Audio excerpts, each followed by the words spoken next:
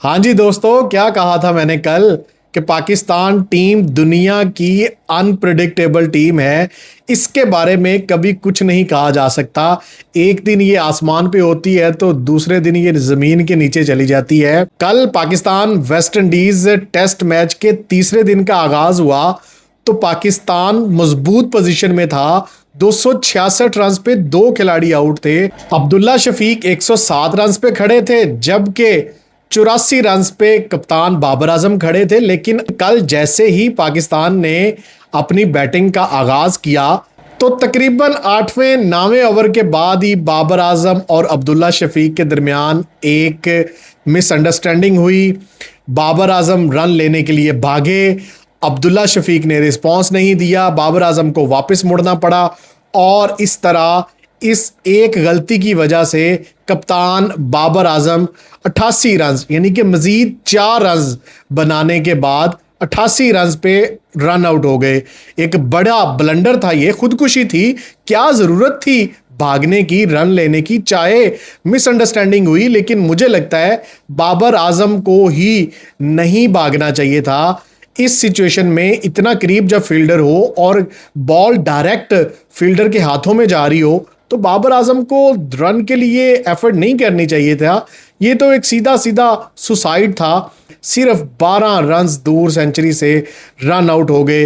यकीनी तौर पर मेरी तरह आप सबको भी दुख हुआ होगा कि यार हम सब 4 साल बाद बाबर आजम की सेंचुरी देखना चाहते थे, लेकिन अनफॉर्चुनेटली वो 88 रन पे आउट हो गए। और उसके बाद वही हुआ जो अक्सर होता है, कोई नई बात नहीं है। मैं हमेशा कहता हूं कि इनकी ये आदत है, जब एक सेट बैट्समैन आउट होता है तो फिर इनकी लाइन लग जाती है, और वही कल भी हुआ।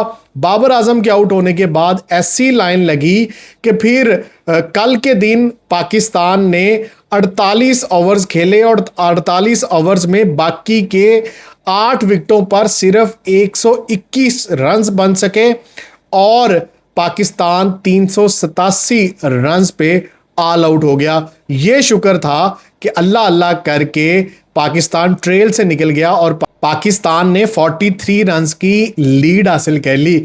लेकिन इस बैटिंग के बारे में अब मैं क्या कहूं, इन बैटर्स की समझ नहीं लग सकती। चले टेल एंडर्स का तो मसला हमारे साथ है ही है, लेकिन ये जो पहले 5 हैं, मतलब 2 आउट थे ना, उसके बाद सलमान अली आगा किस खेत की मूली हैं। फिर अवैस जफर डेब्यू कर रहे थे, मोहम्मद रिजवान, ये 3 तो फुल बैटर थे ना। इन तीनों को क्या हुआ, ये तीनों भी कोई बड़ी पार्टनरशिप नहीं लगा सके। अवैस जफर आए जनाब, 1 रन पे वो भी आउट हो गए। सलमान अली आगा हमेशा की तरह आज भी डक पे आउट हो गए। मोहम्मद रिजवान ने 29 गेंदें खेली और सिर्फ 18 रन बना सके, और वो ही अपने रवायती अंदाज में वो भी बोल्ड हुए। फिर साजिद खान, यार इन तीनों फुल टाइम बल्लेबाजों से साजिद खान कल 1000 दर्जे बेहतर साबित हुआ है। उस बंदे ने 72 गेंदें खेली हैं। एक लंबी पार्टनरशिप तो लगाई ना अब्दुल्ला शफीक के साथ, और 30 रन बनाए उसने 72 गेंदों पे। खड़ा रहा, डट गया वो। लेकिन जब वो आउट हुए फिर उनके बाद अली उस्मान, वो भी 10 रन पे आउट हो गए। उबैद शाह भी न टिक पाए, 0। और फिर मोहम्मद अली भी डक पे। तो इस तरह एक ही ओवर में वेरिकन ने 4 गेंदों पर 3 विकेटें लेके पाकिस्तान का खाता गोल कर दिया। और फिर पाकिस्तान के टेल एंडर्स की तो समझ ही नहीं आती। टेल एंडर की बात तो बाद में करेंगे, पहले जो हमारे फुल टाइम बैटर हैं मोहम्मद रिजवान, सलमान अली आगा, अवैस जफर, इन्होंने क्या किया, इनकी भी तो जिम्मेदारी बनती है। अगर ये भी कोई एक आध लंबी पार्टनरशिप, इन तीनों में से कोई एक बंदा भी खड़ा हो जाता कोई 10-20 ओवर अब्दुल्ला शफीक के साथ, तो यकीनी तौर पर पाकिस्तान के पास 100+ की लीड हो सकती थी। पाकिस्तान ने तकरीबन 114 ओवर्स खेल के 387 रन बनाए और ऑल आउट हुई, और इसमें सबसे ज्यादा देर विकेट पे रहे, तकरीबन 53-54 ओवर्स अकेले अब्दुल्ला शफीक ने खेला। और अब्दुल्ला शफीक ने भी बहुत सारे रिकॉर्ड तोड़े कल। अब्दुल्ला शफीक 160 रन की नाकाबिले शिकस्त इनिंग इन्होंने खेली, नॉट आउट गए क्योंकि बाकी सारे आते गए और जाते गए, उसका किसी ने साथ ही नहीं दिया। तो अब्दुल्ला शफीक ने पूरी टीम से ज्यादा बैटिंग की, तकरीबन 54 ओवर। उसके बाद बाबर आजम ने तकरीबन 24 ओवर बैटिंग की और तीसरे नंबर पर 12 ओवर्स खेले साजिद खान ने। अब्दुल्ला शफीक की जितनी तारीफ की जाए कम है, उन्होंने कमाल इनिंग खेली, लाइफ टाइम इनिंग्स उन्होंने खेली। और अब्दुल्ला शफीक ने तकरीबन कुछ 30-40 साल बाद 1958 में कुछ बल्लेबाजों ने, पाकिस्तानी बल्लेबाजों ने वेस्ट इंडीज में इतने रन्स बनाए थे। तो इतने सालों के बाद अब्दुल्ला शफीक अब पहले पाकिस्तानी बन चुके हैं जिसने वेस्ट इंडीज के खिलाफ सबसे हाईएस्ट रन्स 160 रन्स बनाए हैं।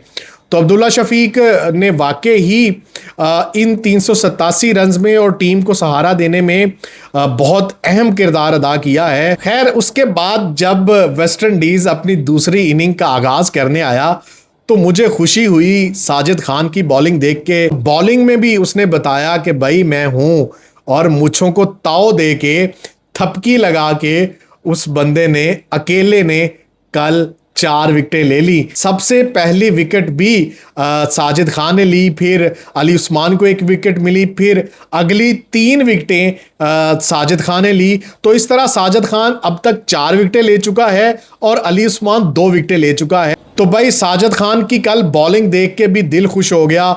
जिस तरह वो अंडर प्रेशर कर रहे थे वेस्ट इंडीज को, उसमें वो कामयाब हुए।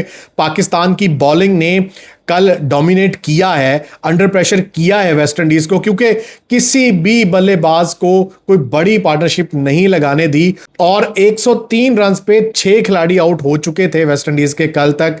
और आखिरी दिन, कल के दिन की आखिरी गेंद पर भी वेस्ट इंडीज का 6ठा खिलाड़ी आउट हुआ और इस वक्त वेस्ट इंडीज के पास 60 रन की लीड मौजूद है। तो जैसे कल पाकिस्तान बॉलिंग ने डोमिनेट किया है, मुझे लग रहा है कि आज भी उसी जज्बे के साथ पाकिस्तानी बॉलर्स बॉलिंग करवाएंगे और जल्द से जल्द जो बकिया 4 विकेटें वेस्ट इंडीज को, वो लेकर कम से कम लीड। अब यह भी देखना होगा कि अगर लीड, क्योंकि वेस्ट इंडीज के जो टेल एंडर्स है ना, आखिरी 4-5 विकेटों पे भी वो स्कोर कर जाते हैं।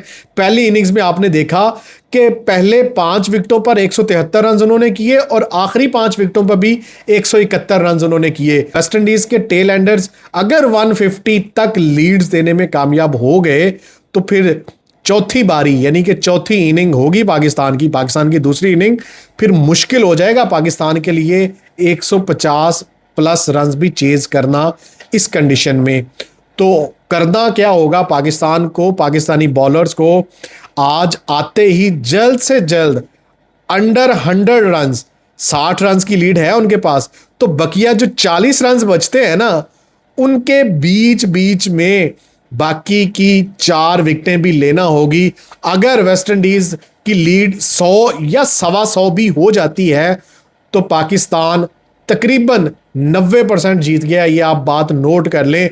अभी तक भी, यानी कि कल दिन खत्म होने तक भी और आज का दिन शुरू होने तक भी पाकिस्तान की इस टेस्ट मैच में पोजीशन मजबूत है और हम सब की दुआएं और उम्मीदें हैं कि पाकिस्तान ये टेस्ट मैच जीते और सीरीज को लेवल करे। तो लेट्स सी आज जब खेल शुरू होगा तो क्या होता है।